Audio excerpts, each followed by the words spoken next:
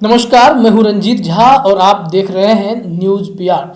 90,000 शिक्षक अभ्यर्थी पटना में डटे हुए हैं, महाधरना का आयोजन किए हुए हैं। लेकिन कल मंगलवार की रात इन शिक्षक अभ्यर्थियों पर बर्बरतापूर्ण व्यवहार किया गया है।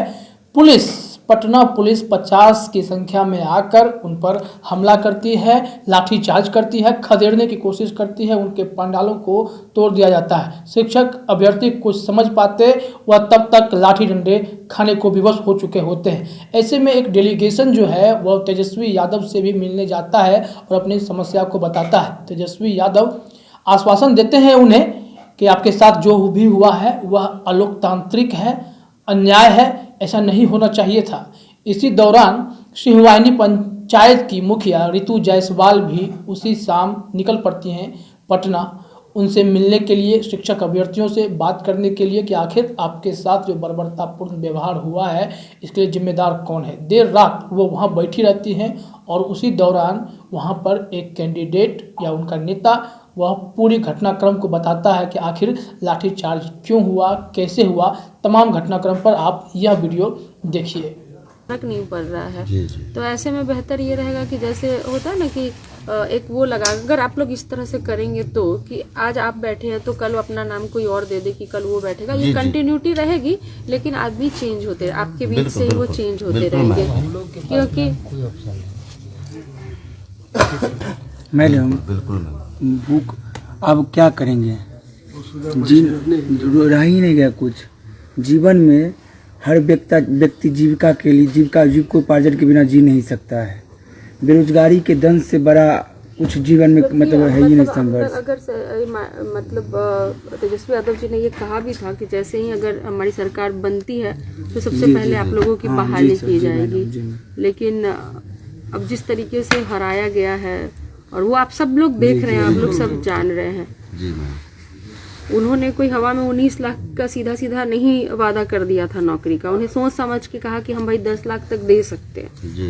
और लेकिन बाकी का क्या था, एक झूठा कि मतलब अच्छा 10 उन्होंने बोला तो 19 हम बोल देंगे। कहाँ है जो पिछली जो बहाली होनी चाहिए थी वो तो 2012 की बहाली है। 2012 की बहाली है, नहीं 2019-20 तक की बहाली नहीं है। बिल्कुल।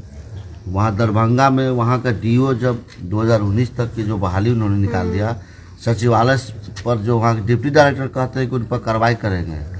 अगर वो अच्छा काम किया डीओ तो उस पर कार्रवाई होगी। क्योंकि 2019 के क्यों बहाली निकाल दी, हम 12 तक के कहे तो 19 को क्यों निकाल दी। इस तरह की जो बात हो रही है, ये थोड़े थोड़े मैंने जो पहले का जो छूटा उटा है ना, उसी को ये 94,000 की बहाली है। ये कोई नई बहाली नहीं है, ये बहुत पहले की बहाली है। नहीं तो अभी जो है 2.5 लाख पद खाली है, 2,75,000। लेकिन ये सरकार उसको ही काउंट करके तो बोले थे तेजस्वी यादव जी ना कि जो ये खाली पड़े पद हैं। जी 2,75,000, 3,75,000 मतलब 4 लाख के करीब में। और बाकी वो मैम वो भी 17 तक का है। और नया जो न्यू एजुकेशन पॉलिसी आई है उसमें बताया गया है कि पहले 40:1 रेशियो का था, अब 30:1 हो गया। तो उस हिसाब से अगर काउंट किया जाएगा तो बिहार में लगभग नहीं कुछ तो 4.5-5 लाख के अप्रॉक्स में टीचर के पद अभी खाली हैं। लेकिन अभी तो 94,000 ये जो बैकलॉग रिक्ति थी 2011 की मैडम, और उस रिक्ति को तो भर ही नहीं पाए हैं। और हम क्या अब हम नया का क्या उम्मीद करें। के बहुत सारे जिनका होना था उनकी बहाली होनी थी, वो नहीं आई। वेटरन के अभी जो प्रदर्शन किया गया उन पे जो लाठीचार्ज हुआ, तो इस तरीके से जो चीजें चल रही हैं वो अब लोग समझें कि क्या है। 16 साल हो मतलब 15 साल पूरे हो गए, ये 16वां साल यहाँ चल की रहा जो है परिस्थिति आप देख करके सोच सरकार सकते हैं का। क्या स्थिति में हम लोग हैं बैठे हुए। और हम लोग को कहा जाता है कि अनडिजल हम लोग। शिक्षा मंत्री भूतकाल भी अब यही सरकार है, वर्तमान भी यही सरकार है। अब शिक्षा मंत्री अनाप शनाप बोलते हैं मैडम कि बल्कि टीचर में क्वालिटी नहीं है, एजुकेशन दोनों बढ़िया नहीं है, जैसे जैसे आगे। अब बताइए मैडम, टीचर हैं, कभी आप मतलब जनगणना में भेज दीजिएगा, कभी बकरी पालन में इधर भेज दीजिएगा। हम कह रहे हैं कि भाई आपने बहाली किया ना मेरिट के आधार पे, मेरिट के आपने निकाला था ना, ये आपका ही गाइडलाइन था ना कि इस हिसाब से होगा एग्जाम, या इस तरह से हम चयन करेंगे। तो अगर वो बात कहते हैं कि तुम फर्जी सर्टिफिकेट लेकर के आए हो, तो आप हमको ये जवाब दो ना कि फर्जी सर्टिफिकेट इतनी आसानी से किधर मिल रहे हैं। आप ऐसी व्यवस्था आपके राज्य में है, बाकी राज्यों में तो नहीं मिलते, कहीं पर देखने को नहीं मिलता। ऐसा वो बना दिए हैं, शिक्षा मित्र को बहाल किए हैं, 4000 बोलते हैं, 4000 से 30,000 कर दिया हमने आपका वेतन, और उसी पे वाहवाही। कितना भ्रष्टाचार फैला करके आपने रखा हुआ है यहाँ पे। आप शिक्षक को सही समय पर वेतन नहीं देंगे, शिक्षक को सम्मान नहीं देंगे, और आप उसकी योग्यता पर शक कर रहे हैं। मैम 2000 शर्म की बात है ना, कि अगर वो कहते हैं कि तुम फर्जी सर्टिफिकेट लाए हो, तो आप बिहार के, हमें तो नहीं लगता कि ऐसा है, लेकिन बिहार के बाहर का तो कोई सर्टिफिकेट नहीं है ना, है तो यहीं पे। तो क्या इतनी आसानी से आपके राज्य में बिकते हैं? क्या इतना भ्रष्टाचार है आपके राज्य में? ये हम बताना चाहते हैं जो 15 साल से यहाँ पे हो जा रहा है, तो कौन कर रहा है? 2017 अब बहाली हो जा रहा है तो कौन कर रहा है? बिल्कुल 2017 में मैम जो एग्जाम हुआ था बीटेड का, वो पूरी पारदर्शिता से एग्जाम हुआ। आज तक बिहार के इतिहास में उस तरह का एग्जाम नहीं लिया जाता, बहुत साफ सुथरी एग्जाम हुआ। शिक्षा मंत्री के भी एग्जाम्स ले लिए जाए, जितने भी लोग बैठे हुए हैं, ये बीटेड और सीटेड सब पास है लोग। और अब हम लोगों को जो शिक्षा मंत्री को करना नहीं है, तो अब हम लोग की योग्यता पर सवाल उठा रहे हैं।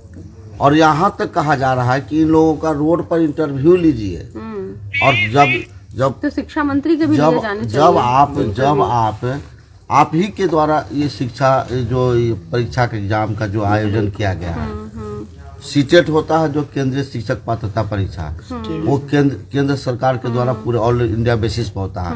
और वो एग्जाम में क्या चोरी चलती है?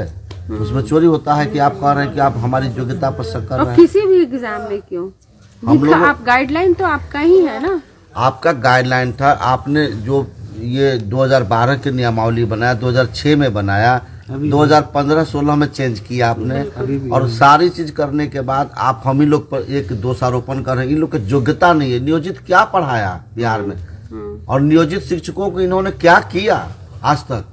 ना कोई सम्मान मिला। आज नियोजित शिक्षक शब्द से जब बोला जाता है तो लगता है कि अंदर से अपराध जैसा महसूस होता है कि कहीं हमने अपराध कर लिया है।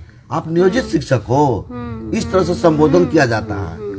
तो आप ही ने इसकी शुरुआत की है, और आप फिर कह रहे हैं हम लोग की योग्यता पर शक कर रही है। इस तरह का जो है गवर्नमेंट को इनको करना नहीं है, तो हमारी योग्यता आप देख रहे हैं, तो कौन सी योग्यता बाकी रह गई? उसको कहा जाता है मैंने शिक्षक पात्रता परीक्षा। तो आपने मेरी पात्रता की परीक्षा ली, मैंने पास किया, और अब आप हमारी जो नौकरी देने की बारी आई तो आप फिर कह रहे हैं कि ऑनलाइन लेंगे तो क्या करेंगे, ये करेंगे वो करेंगे। तो देखा आपने किस तरह से शिक्षकों पर लाठीचार्ज किया गया है, उन पर हमला किया गया है। पुलिस ने मनमाने तरीके से बर्बरतापूर्ण व्यवहार किया है। अब इन्हें यह निर्देश कौन दिया था कि जाके पीट डालो? क्या शिक्षक अभ्यर्थियों को लाठी डंडे ही खाने हैं? क्या उनके करियर को लेकर सरकार को चिंता नहीं है? अगर कोई करियर पर सवाल उठाता है, अपने जॉब की मांग करता है, अपने हक की मांग करता है, तो क्या आप उन पर लाठी डंडे बरसाएंगे? यह घोर अन्याय है, अनुचित है।